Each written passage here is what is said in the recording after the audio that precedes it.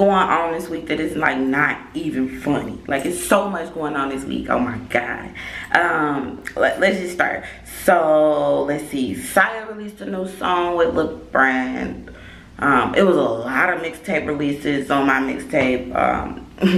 Lil Wayne dropped a new song called DB Sleepy. It was so dope. Oh my god, you should listen to it. Let's see. Will Smith performed with Jaden Smith. A legend passed away, Aretha Franklin. Her funeral was on TV today, actually, the day of the release of this video. And literally pink caddies lined the streets of Detroit. Like, lined the streets of Detroit. She had pink caddies, bro. Pink. And people are still watching, by the way. Like, it's live and over millions of people have streamed it, watched it. They're starting from the beginning, whatever. I think it's on its like maybe third or fourth hour, but it's super long. There's a lot of heavy hitters, so I mean, that's what you expect from a legend like Aretha. Let's see. Tekashi 6ix9ine goes to Mexico. I guess he's trying to show he's a little bit more transparent. NBA Youngboy announces that he has herpes in a song. The song is like Love is Poison, Until Death Call My Name, on a Until Death Call My Name mixtape. But yeah, and his mom goes off about the backlash that he's getting from releasing that and saying that he has herpes. I mean, hey, why not be transparent? I'm not judging you. I won't judge you. Just, you know, for those people out there, just, you know, wrap it up. But hey, he announced it. He ain't proud of it. It's on a song called Love is Poison. So, I mean, hey, he was making a point there. Like, he wasn't just saying, like, I got herpes. Like, he was making a point. Let's see. Kanye came to the city, came to Chicago, showed some love to WGCI. And honestly, you know how that song go, like, I miss the old Kanye, straight from the gut. Like, that was Kanye. That was Kanye. All in that interview. If you haven't watched it, go on WGCI. Watch the video. It's giving me like Breakfast Club vibes because they're asking him some really tough questions, and of course he's answering them to the best of his ability, but he's not flipping out. Like, he's sounding like Kanye. Like, I know what I'm talking about, all that other good stuff. Kanye is not crazy, and I want to go on record and saying Kanye's not crazy. He's never been crazy, but he sounds like the old Kanye, like, really does. And he said something really dope. They asked him a question about like if he reminisces on like stuff he missed from, on stuff that he misses from Chicago. And he was so fly. He was like, I really don't reminisce. I just think about what's right now. And when the opportunity presents itself for me to experience it, and I quote, I experience it. Which is dope. Like, you should live your life in the now. Sometimes people get weighed down, bogged down, and that can affect their mental of them thinking of like shoulda, coulda, woulda. No, just live your life like right now. Think about right now. Think about what's ahead of you. Think about what's 10 steps ahead of you. Plan that out. And if it don't work, don't dwell on it not working. Just plan it. Anyway, off of my rant. But then Kanye linked up with some local Chicago artists. Local Chicago, I want to call them royalty, because I mean, if anybody know Bum J, everybody in Chicago got love for Bum J, his manager, and everybody. Don C, John Monopoly was out there. Like, everybody got love. You know what I'm saying? Then he did the dopest thing. I don't know who leaked it, or if Chance leaked it. I don't know who posted it, but he working on some sample that some sample of MJ. He working on it for Chance, and oh my God, I cannot wait to hear the way the bass hit the track. I can't wait to hear that. I can't wait to hear Chance's vocals over it, rapping over it, however it is, or whatever cadence he used. It's gonna be dope. Like, you know how Kanye has that ability. Let me just go on this I love Kanye rant. But Kanye has the ability to just like put some stuff together and just make you nod your head like house music. And Chicagoans love house music. So if it don't bump nowhere else, it's definitely gonna bump in Chicago. But it's definitely gonna bump in Chicago. If it don't bump nowhere else, it's gonna bump in Chicago. Now, I haven't even gotten to the half of it, but it was so, if you haven't gone on my mixtapes and listened to my mixtapes, it's on there.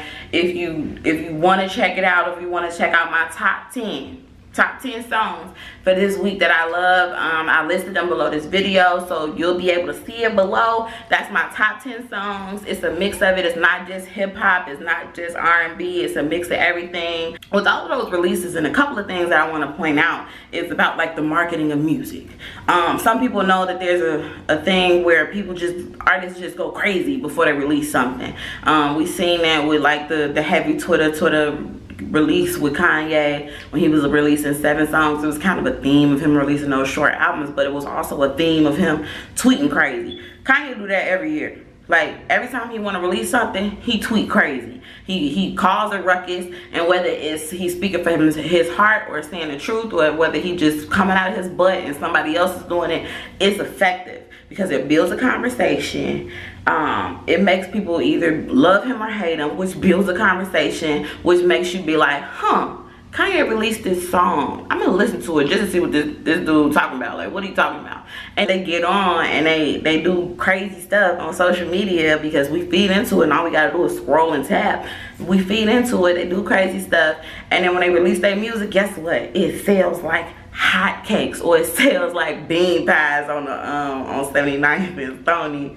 It's this one dude. Anyway, the marketing of music, it's heavy, it's oversaturated, and when I say oversaturated, there's always somebody doing some type of publicity stunt to release something, to make some type of statement or whatever, because everybody has an opinion, and time is moving like this.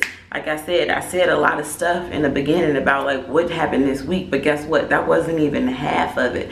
It wasn't just Aretha Franklin who died, by the way. When artists do stuff like that though, they kind of create this thing in consumers, where consumers either go on the defensive or they go on the offensive, and that's whether they taking up for artists or they bashing our artists, because everybody has the ability to say something, and it causes this culture of, well, if you don't like this person, then what does that say about you? Or what does that say about your character? Because I listened to the lyrics of this song, and I like this song, and I like the way this song ride, and I like the way this song vibing, and how dare you not like this song? Like, it's been doing it for years. I'm still figuring it out. I'm really still figuring it out, but I feel like it drives people crazy sometimes. And it also feeds the belly of the beast. And when I say the belly of the beast, it feeds your mental. So if this person is being so transparent to the point where they're almost doing anything, and when I say anything, they're almost doing anything to get on and be hot, you could lose your life that way, because you riding around and you got all this money, and you want to show that you got all this money. Half the time these rappers ain't got no money, they got borrowed money, but we're not gonna talk about it. But that's the images that people portray, and it causes you to go broke trying to buy some real Balenciagas when half the time these folks got on fake shoes. It's just a lot. Anyway, if you want to hear my playlist is down below. The link to the playlist on Spotify is down below. I made it. It's called Fresh Culture. So I'll be updating that playlist like every other week. Or every week I'll be updating it, whether that's, I'm gonna just keep the same playlist and just keep all the same songs, but I'm gonna put my top 10 under my videos when I do them. So every Friday at 7 o'clock I'll be posting my videos.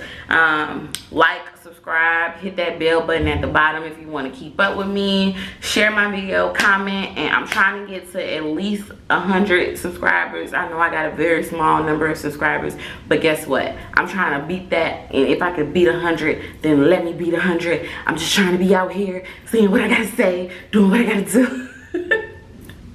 Alright, bye.